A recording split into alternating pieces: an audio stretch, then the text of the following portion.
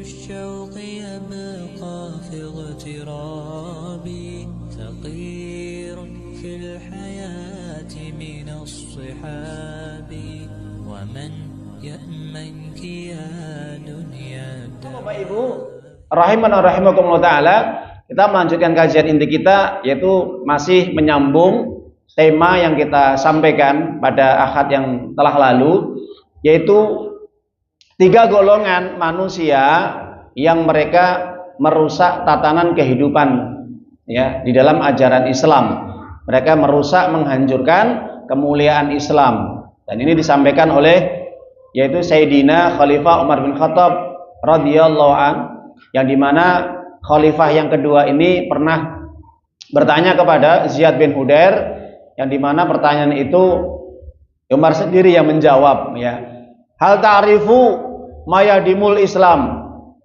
Wahai Ziyad, tahukah kamu kira-kira siapa saja yang merusak tatanan kehidupan di dalam ajaran Islam, merusak, menghancurkan kemuliaan Islam? Maka Ziyad mengatakan, qultula, saya tidak tahu. Maka Umar kemudian menimpali dan sekaligus memberikan jawaban secara pribadi. Beliau mengatakan, yahdimuhu zallatul alim, yang merusak, menghancurkan tatanan di dalam ajaran Islam, kemuliaan di dalam ajaran Islam, yaitu yang pertama adalah apabila ulama sudah tergelincir, apabila ulama sudah menyimpang dari jalan yang benar. Karena sudah kita jelaskan panjang lebar Bapak Ibu bagaimana karakter ulama yang benar, yang jujur, yang amanah, dan bagaimana ulama yang ulama yang memang tujuannya mencari kepentingan dunia, kehidupan dunia dengan menjual agama Allah. Nah, itu.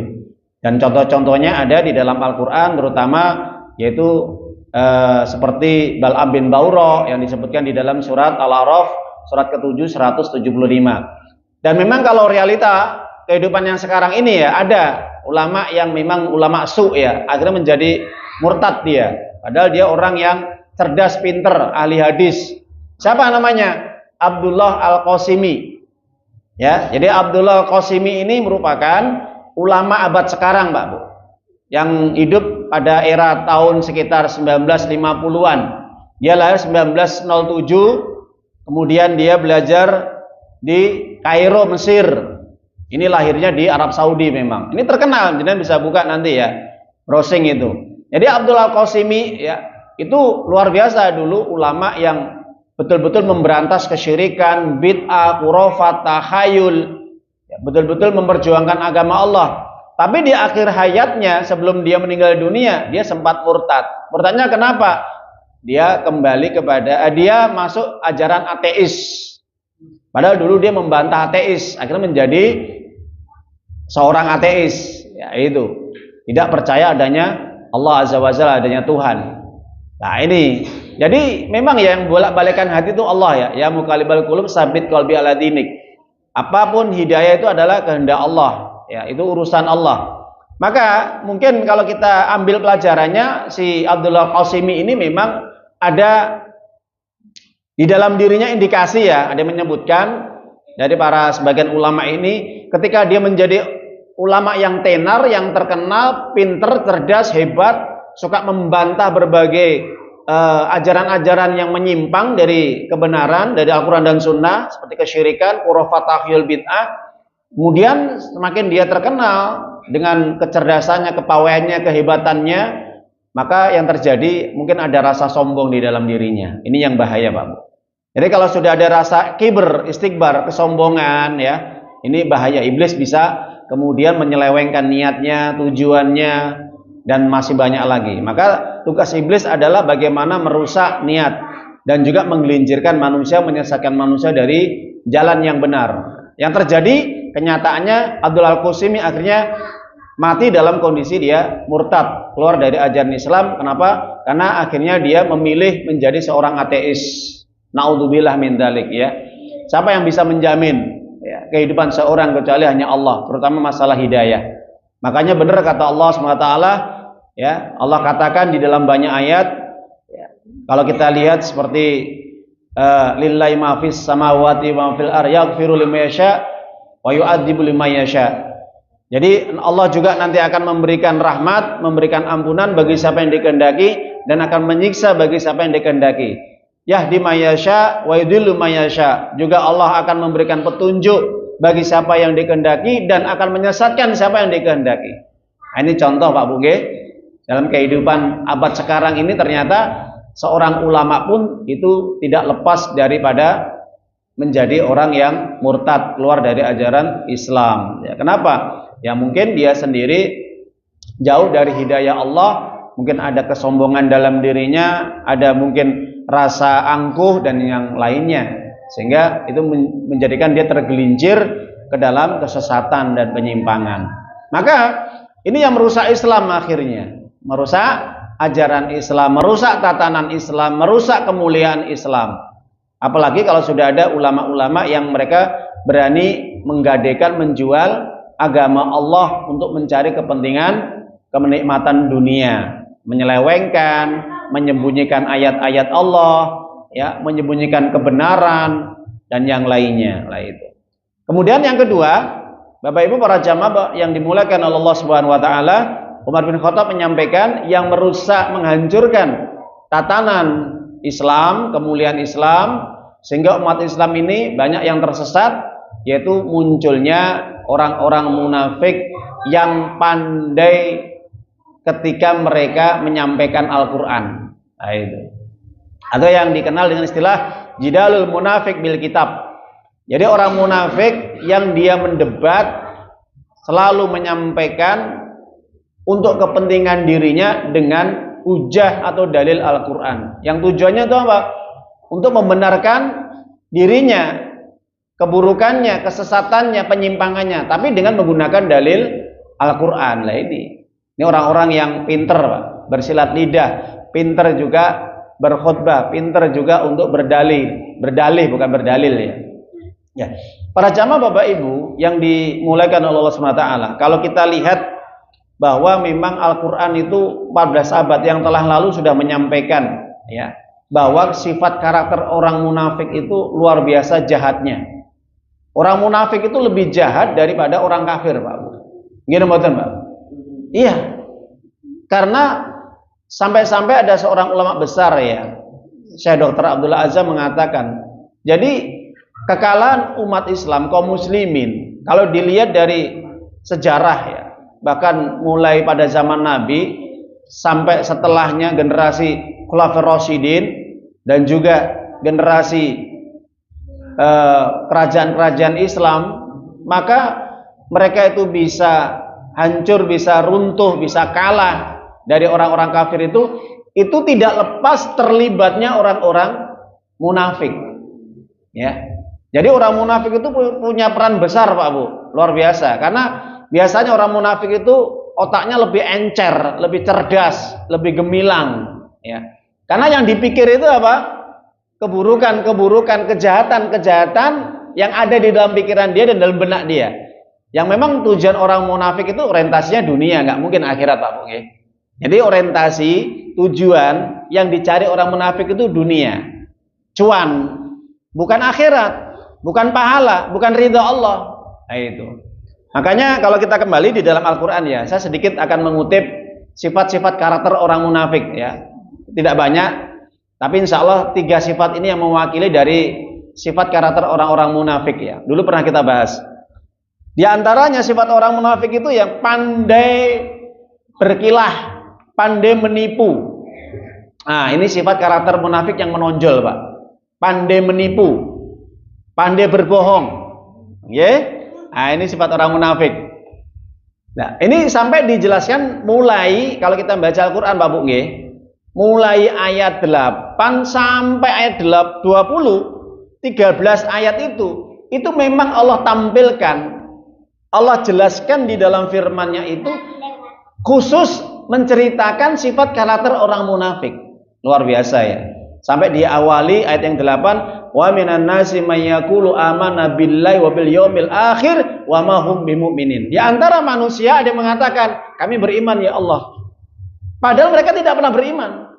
Itu. Nah, ini kan kebohongan, Pak. Mulai ada indikator ini bohong gitu ya. Dusta dia. Allah saja ditipu. Allah saja ditipu, dibohongin, apalagi manusia, Pak Bu. Jadi nggak heran kalau nanti di tengah-tengah masyarakat kita ini, mulai dari pemimpin sampai di bawah itu, mereka ada orang yang suka ngibul, suka bohong, ya, suka dusta. Kenapa?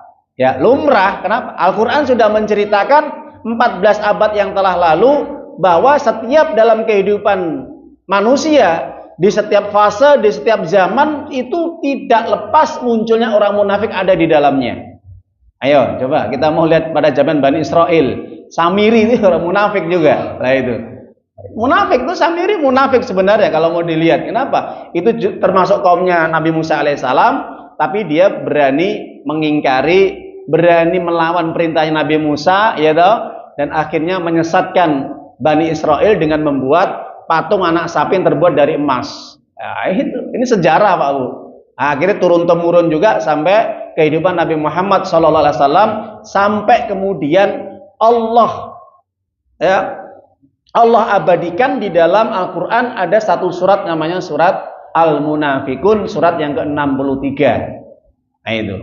Jadi surat Al-Munafikun 11 ayat itu, Pak Bu. Nah, jadi dalam sejarah, Pak Bu, kalau kita fahami bahwa orang munafik itu selalu ada, ya. Kenapa Ustadz orang munafik itu lebih berbahaya daripada orang kafir dan selalu ada? Ya itulah tujuan kehidupan di dunia. Ada yang baik, ada yang buruk. Allah menguji di antara kalian. Makanya kalau kita kembali kepada di dalam surat Al-Ankabut ayat yang ke-2 dan ayat yang ketiga, ahsiban nasu yatraku ayaqulu amanna wa hum la yuftanun. Apakah manusia mengira mereka cukup hanya mengatakan kami beriman, kemudian mereka tidak diuji? Jelas Bapak nggih? Maka ayat yang ketiganya, sungguh Allah akan menguji di antara kalian apakah betul-betul beriman atau dusta. Maka benar kata Allah, di antara mereka ketika diuji sama Allah dengan berbagai ujian, ada yang beriman, ada yang benar imannya, ada yang dusta. Orang yang dusta imannya ini masuk kategori orang-orang munafik, Pak Bu. Nah, makanya ini penting sekali ya kalau kita belajar kembali kepada nas-nas dalil Al-Quran dan hadis Nabi Shallallahu Alaihi Wasallam. Maka Umar bin Khattab ini yang dikhawatirkan ketika orang munafik itu sudah dia itu pandai berbicara, apalagi menggunakan dalil-dalil Al-Quran ataupun hadis Nabi. Tujuannya apa sih, Pak Bu? Orang-orang munafik ini berani mendebat, jidal, ya, kemudian berani membantah dengan dalil-dalil Al-Quran dan Sunnah. Tujuannya bukan untuk mencari kebenaran, tujuannya bukan untuk memahamkan masyarakat umat supaya umat kembali kepada ajaran Allah, jalan yang benar, jalan yang lurus, tidak. Tapi tujuannya adalah untuk menggelincirkan umat, menyesatkan umat, menjauhkan umat dari jalan yang benar. Jelas Bapak Ibu? Itu karakter sifat orang munafik. Itu yang pertama tadi, suka berdusta. Lebih parahnya ini orang munafik ini, Pak Bu, nggih. Ini bunglon. Apa bunglon? Bermuka dua ya. Kalau kita buka di dalam surat Al-Baqarah ayat yang ke-15. Tadi ayat yang ke-8 ya. Wa idza laqul ladzina amanu qalu amanna. Betul. Wa idza khala ila syayatihim qalu inna ma'akum innama nahnu mustahziun. Ayat 15 nanti bisa dibuka Al-Qur'annya ya.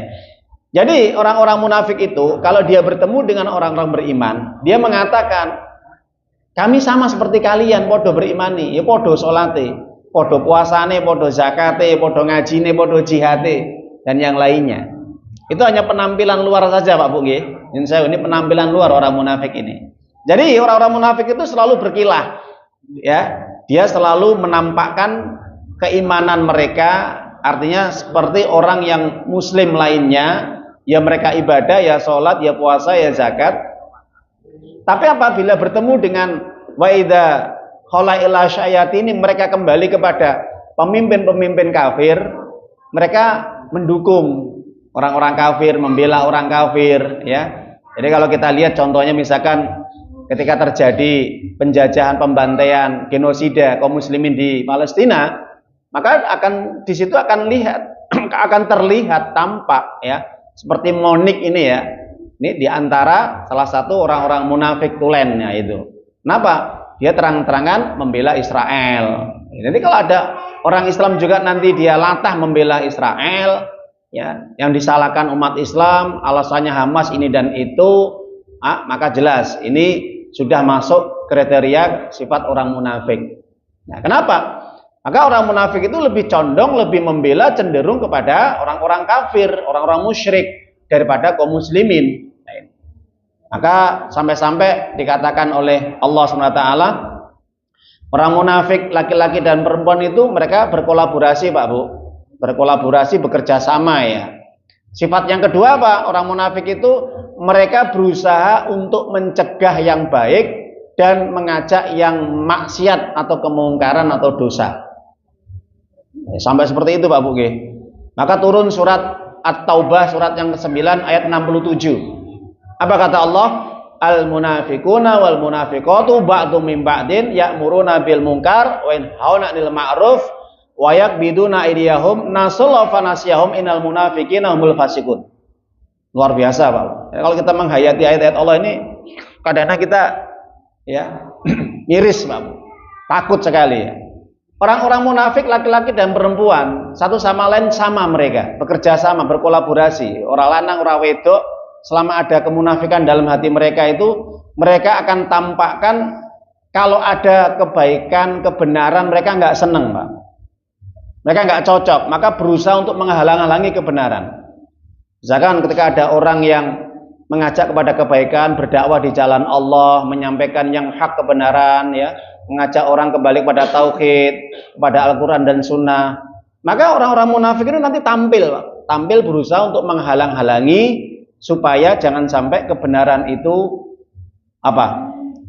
tersampaikan, kebenaran itu kuat, kebenaran itu bisa tersebar. Maka disitulah orang-orang munafik berusaha untuk melarang dari kebaikan-kebaikan tadi. Jadi kalau ada orang yang berbuat baik, orang munafik itu nggak senang, ya. Apalagi kalau sudah kaitannya menyangkut masalah agama, ayat-ayat Allah, perintah, larangan, neraka, surga, tauhid, syirik. Ini orang munafik ini merasa kepanasan, seperti cacing kepanasan, nggak terima ini ya. Kalau seandainya manusia diajak kembali kepada agama Allah, kepada jalan yang benar, orang munafik ini nggak terima, Pak. Sebaliknya, orang munafik itu kalau ada perkara-perkara hiburan, tontonan, ya, amalan-amalan, perbuatan yang mengandung maksiat, perbuatan dosa, mungkar, ya, syirik, bid'ah, khurafat, takhayul dan sebagainya, ini orang munafik ini luar biasa andilnya, Pak. Dia orang yang terdepan untuk membela kemungkaran, kemaksiatan dan dosa. Nah, ini sifat karakter orang munafik yang kedua. Jadi berusaha untuk bagaimana? Memerintahkan yang mungkar, mengajak yang maksiat, yang dosa, dan mencegah kebaikan-kebaikan. Nah, sifat orang munafik kata Allah, ini tampak sebenarnya mereka itu kikir, Pak. Wayak biduna aidiyahum. Mereka menahan tangannya. Artinya tidak mau bersedekah. Jadi orang seperti ini lebih kepada kekikiran, ya. Jadi kikir dalam apa? Ketika dimintai untuk perkara yang baik, mereka menahan, mereka tidak mau mengeluarkan hartanya di jalan Allah. Tapi sebaliknya, orang munafik ini kalau dimintai sumbangan untuk yang hal-hal berbau maksiat, perbuatan dosa, melanggar aturan Allah, maka orang munafik ini luar biasa, nggak eman, nyoh, butuhmu piro, ya. Kamu pengen mendem, minum, mabuk, zina, ya, joget-joget, nyanyi dan sebagainya nih. Ini ada berapa juta ini. Tapi kalau untuk membangun masjid, membangun pondok pesantren, ya, untuk juga membantu dakwah di jalan Allah, para dai, ya, anak yatim, fakir miskin, ini berat. Mungkin memberi tapi sedikit, Pak. Membangun masjid dan yang lain. Ini yang disampaikan oleh para ahli tafsir, mereka menahan tangannya karena kikir. Orang seperti ini kata Allah, nasallahu fanasya, mereka lupa kepada Allah. Artinya mereka meninggalkan Allah, mereka sedikit sekali untuk berzikir. Jadi kalau kita lihat orang munafik itu zikirnya sedikit sekali, Pak. Dan orang munafik ini nasallahu fanasyahum, banyak melupakan Allah, maka Allah akan melupakan mereka nanti pada hari kiamat. Artinya apa, Pak Bu? Orang munafik itu bisa dilihat kalau mereka lupa kepada Allah, melupakan Allah itu sedikit berzikirnya. Nah, kita lihat dulu adzan ya. Nasallahu wa nasiyahu. Mereka suka melupakan Allah, maka Allah akan melupakan mereka nanti pada hari kiamat. Maksud mereka melupakan Allah itu apa? Artinya ketika mereka itu melaksanakan ibadah, mereka itu banyak lalainya, banyak lupanya. Sehingga sampai-sampai Allah sampaikan, itu pun ketika mereka sholat pun itu cepat-cepat Pak. Bukan yang dicari khusyuk dan tumakninahnya. Bahkan ketika membaca ayat-ayat Allah itu sedikit sekali. Ya, memang tujuannya bukan untuk ibadah, tujuannya untuk mencari dunia. Mungkin ibadah sholatnya atau yang lain hanya sebagai untuk menggugurkan kewajiban. Ini bahaya sekali. Makanya disampaikan oleh Allah di dalam surat An-Nisa, surat yang keempat 142. Innal munafiqina yukhadi'una Allah wa huwa khadi'uhum. Idza qamu ila shalah qamu kusala yura'una an-nas wa la yadhkuruna Allah illa qalila. Jadi sesungguhnya orang-orang munafik itu berani menipu Allah. Berani menipu Allah. Dan Allah akan membalas tipuan mereka nanti pada hari kiamat, atau di dunia ini nanti akan ditelanjangi oleh Allah. Artinya akan dibuka aib-aibnya, kebusukannya. Hatinya, ucapannya dan perbuatannya itu akan dibongkar sama Allah, baik di dunia maupun di akhirat. Kenapa? Karena suka menipu Allah. Allah aja ditipu, apalagi manusia kan gitu. Nah ini tampak nyata ketika mereka melaksanakan ibadah sholat. Orang-orang munafik itu mereka sholatnya memang males Pak. Usahanya itu terasa berat sebenarnya. Jadi ketika mereka ibadah itu ketika pas kondisi cuaca atau waktu yang enak. Tapi ketika cuaca waktu yang tidak enak, yang berat ya, mungkin waktu duhur atau asar panas ngentang-ngentang, mereka nggak sholat. Ya. Kenapa? Karena sibuk dengan urusan dunia. Tapi yang mudah-mudah mereka kalau sudah mulai rehat, mulai nyantai, bersantai-santai, mungkin waktu maghrib sholat. Itu pun cepat sholatnya. Nah, tapi pada hakikatnya mereka itu memang tidak ada keinginan untuk menjaga sholat dengan benar, gitu loh. Sehingga mereka membaca ayat-ayat Allah di dalam sholat mereka, berzikir itu sedikit sekali. Makanya sampai Rasulullah mengatakan sholatnya orang munafik itu terlihat seperti apa? Burung atau ayam mematok makanan, culat-culit gitu ya. Nah itu, tilka sholatul munafik, tilka sholatul munafik. Ya, sholatnya itu susu cowopet gitu ya. Nah, itu hati-hati Pak Bu. Nah, itu sifat orang-orang munafik di dalam ibadah. Nah, itu. Dan itulah yang digambarkan oleh Allah Subhanahu wa taala.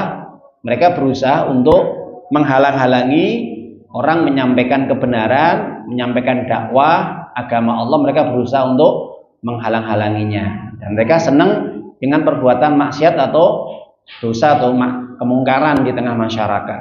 Mereka orang yang andil, mereka orang-orang yang terdepan kalau melakukan perbuatan dosa dan maksiat lah itu. Dan juga sifat karakter orang munafik itu diabadikan oleh Allah. Ini yang paling sangat berbahaya ini ya Pak. Di dalam surat An-Nisa ayat 60 dan 61. Apa sifat karakter orang munafik itu?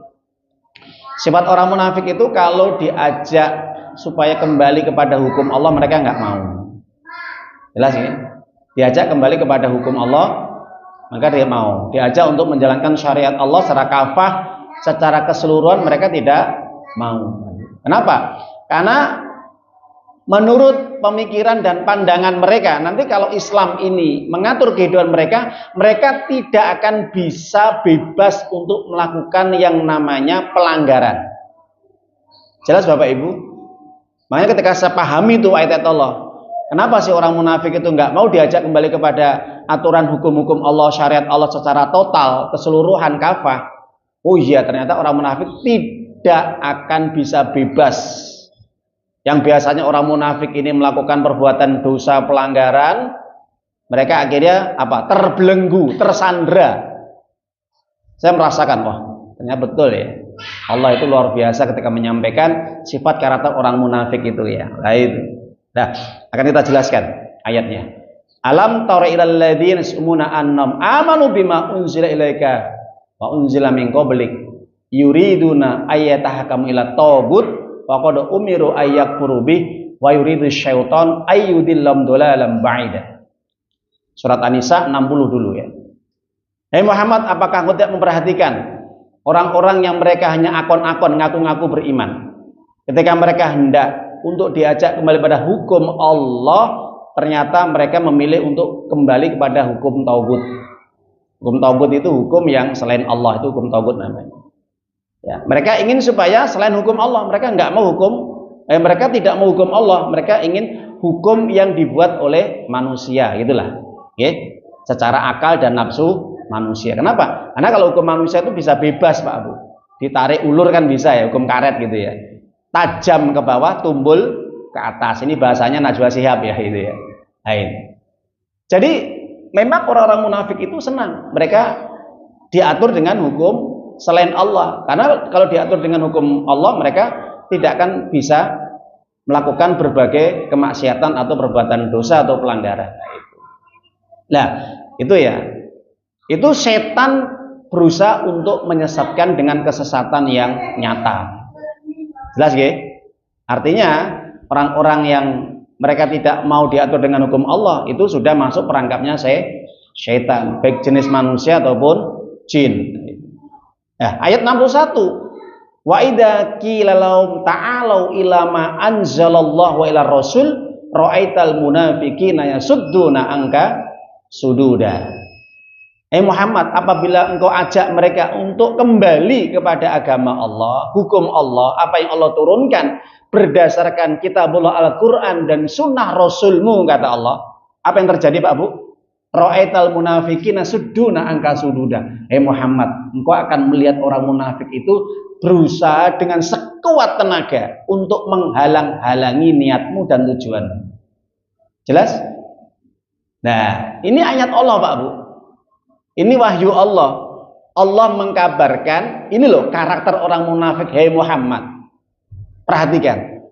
Mereka berusaha untuk menghalang-halangi orang yang ingin menjalankan agama Allah, menegakkan syariat Allah. Nah, ini sifat munafik, Pak. Jadi nggak seneng kalau hukum Allah, aturan Allah, syariat Allah itu berjalan secara kafah di dalam kehidupan manusia. Itu orang munafik tidak terima. Kenapa? Karena mereka tidak bisa bebas. Jelas ya? Sekali lagi, makanya terjadinya nyun sewu Pak Bunge, kehancuran tatanan kehidupan manusia, kerusakan tatanan kehidupan manusia itu ya memang sebenarnya itu ulah-ulah manusia yang memiliki sifat munafik. Kebebasan ya dalam kehidupan bebas. Jadi jangan sampai terlalu dikekang Pak Bunge. Misalkan bebas untuk melakukan zina, bebas untuk melakukan apa Pak Bu? Minuman khamr, bebas untuk transaksi riba, gitu. Lain. Itu andil dari orang munafik, Pak. Jadi mereka yang menghalalkan, membebaskan, membolehkan perbuatan dosa itu tidak lepas dari andilnya, kontribusinya, perbuatannya orang munafik. Nah coba kalau aturan Allah itu dijalankan secara kafah, yang terjadi apa? Mereka tersandra, mereka terbelenggu. Wah, gini nggak boleh, gini nggak oleh, ini ora oleh, gini nggak boleh, ini dilarang, ini haram dan sebagainya. Yang terjadi apa? Mereka nggak dapat keuntungan yang besar, betul kan? Nah sekali lagi kita kembali, niat tujuan orang munafik itu hanya cari dunia. Makanya mereka berusaha untuk menghalalkan segala cara, meskipun itu melanggar aturan Allah. Coba kita rasakan dalam kehidupan kita Pak Bu. Ya, terjadi ketimpangan ya di tengah-tengah masyarakat, ekonomi yang semakin sulit, pekerjaan yang semakin sulit, koruptor ya merajalela, belum nanti pergaulan bebas, perzinaan, pembunuhan, perampokan, pencurian, masih banyak kejahatan. Kenapa kok bisa terjadi seperti ini? Karena orang munafik ini Pak, dia ikut andil dalam bersuara dengan ayat-ayat Allah, tapi tujuannya untuk melanggengkan kezoliman, untuk membela yang buruk, membela yang jahat. membiarkan kemungkaran, membiarkan perbuatan dosa, membiarkan perbuatan maksiat. Nah, jadi makanya Umar bin Khattab ini, meskipun ini bukan hadis Nabi, ini athar sahabat Nabi, tapi feelingnya Umar bin Khattab itu luar biasa. Jadi kalau sudah orang munafik ini di tengah masyarakat ini sudah berbicara, luar biasa, fasih. Nah, itu. Kita nggak boleh melarang itu, padahal jelas dosa. Tapi orang-orang kita nggak boleh melarang. Ini sudah menjadi apa? Tradisi, adat, seni dan yang lainnya. Padahal di situ juga mengandung kemungkaran yang luar biasa, menampakkan aurat dan yang lainnya. Jelas nggak Pak Bung? Nah, makanya kita kembali kepada nas-nas Al-Quran dan Sunnah. Yang ketiga, jadi orang munafik itu dia menjual hidayah dengan kesesatan. Itu. Jadi memang tadi kita kembali ya. Jadi orang munafik itu menjual hidayah dengan kesesatan. Dia nggak butuh hidayah, Pak. Orang munafik itu nggak butuh hidayah. Butuhnya dia yang penting seneng. Yang penting apa? Kesenangan. Yang penting nafsunya itu tercapai, itu orang munafik. Makanya turun surat Al-Baqarah ayat 16. Ulaikal ladzina istara'ud dhalalata bil huda fama rabiyat tijaratuhum wa kanu muhtadin. Mereka berani menjual hidayah dengan kesesatan. Padahal Allah sudah menunjukkan ini loh yang benar, ini yang salah. Tapi enggak, orang munafik ditampik, ditolak itu hidayah Allah itu. Aku enggak butuh hidayah. Yang penting niatku, tujuanku, nafsuku tercapai, keinginanku. Meskipun kadang-kadang harus mengorbankan orang lain. Nah itu. Sudah berani berbohong, sudah berani berdusta, ya, mengambil hak yang bukan miliknya, kikir, merampas, dan juga mereka menjual agama Allah, mendolimi orang lain, menghalang-halangi orang yang berbuat kebaikan. Nah itu. Nah, orang seperti ini kehidupan mereka itu dicabut sama Allah kebahagiaannya dicabut, keberkahannya dicabut oleh Allah. Yang terjadi apa Bu? Orang seperti ini dihantui rasa khawatir, was-was, takut yang luar biasa. Jadi kemana-mana, pokoknya dia harus ada pengawalan. Nah ini, kalau bisa nyewa bodyguard. Nah ini, hartanya bagaimana dijaga dengan diamankan dengan sebaik-baik mungkin. Jangan sampai nanti bocor kan gitu. Nah ini karakter sifat orang munafik. Takutnya luar biasa. Kenapa? Dicabut sama Allah keberkahan hidupnya. Nggak bisa tenang dia. Tidur nggak bisa tenang, jalan nggak bisa tenang, makan nggak bisa tenang. Kenapa? Karena Allah sudah menghilangkan rasa kebahagiaan dalam jiwa dan dirinya, hatinya. Meskipun kelihatannya dia orang yang memiliki segala-galanya, apa yang dia inginkan bisa, tapi itu nggak bisa membuat dia bahagia, Pak Bu. Padahal orang hidup itu kan ukurannya bukan apa, kekayaan, bukan harta, bukan jabatan, bukan kedudukan, kekuasaan, tapi orang hidup itu adalah bagaimana bisa mendapatkan ketentraman, ketenangan, kebahagiaan, betul nggak? Hai, semuanya lah Pak Bu, semuanya. Orang itu kalau ditanyakan, kamu pengen bahagia? Pengen tenang hidup, pengen. Ya. Tapi yang terjadi apa? Meskipun kadang-kadang mereka hanya bersilat lidah, pandai berbicara, tapi kenyataannya kosong perbuatannya. Makanya ini yang ditakutkan oleh Umar bin Khattab. Beliau pernah mengatakan di dalam hadis Imam Ahmad, ma'akhafu ala hadil ummah munafik alim. Yang aku khawatirkan menimpa umat ini nanti setelah aku meninggal dunia, Pak Muge, akan muncul orang munafik yang alim. Ada ya orang munafik alim ini ya. Ketika ditanya, ya Umar, kaifa yakunu munafiqan aliman? Kok ada orang munafik yang alim? Kira-kira seperti apa orang munafik yang alim itu? Maka Umar bin Khattab menjelaskan, orang munafik yang alim itu cirinya, kalau Anda nanti ketemu, seandainya Anda menemuinya, dia adalah orang yang apa? Fasih bil lisan, alim bil lisan, jahil bil qalbi wal amal. Kalau Anda temui orang munafik yang alim itu, dia pandai berbicara, pandai berretorika di hadapan manusia, di hadapan masyarakat umat, tapi kosong dalam hatinya dan perbuatan. Ini apa? Jauh dari agama Allah, jauh dari apa yang diucapkan, Pak. Artinya apa yang diucapkan tidak sesuai dengan perbuatan dia. Perbuatan dia itu menyelisih ucapan dia, betul? Perbuatan dia selalu menyelisih yang diucapkannya, tidak bisa sinkron. Nah itu. Bahkan hatinya kosong dari mengingat Allah. Jadi orang munafik seperti ini tidak punya rasa takut, meskipun dia alim, pinter, fasih, cerdas, meskipun cerdas ngibul, pandai untuk berbohong, tapi hatinya kosong, Pak. Nah, itu yang dikhawatirkan Umar bin Khattab. Jelas Pak Bu? Nah, maka kesimpulannya apa yang kami sampaikan, bahwa yang merusak tatanan kehidupan di dalam ajaran Islam ini, sehingga banyak masyarakat yang merasakan dampaknya, karena ini perbuatan sepak terjangnya orang munafik yang luar biasa. Makanya di banyak ayat sendiri, kalau kita perhatikan, kalau kita mau buka surat At-Taubah, surat Al-Anfal, surat Al-Baqarah, surat Al-Munafikun itu sendiri, ya, pada intinya orang munafik itu mereka merusak tatanan kehidupan yang dibuat oleh Allah. Jelas Pak Bu? Jadi ingin merusak tatanan kehidupan, program yang dibuat oleh Allah, sehingga menjadi carut marut, hancur, berantakan, rusak dan yang lainnya. Nah itu.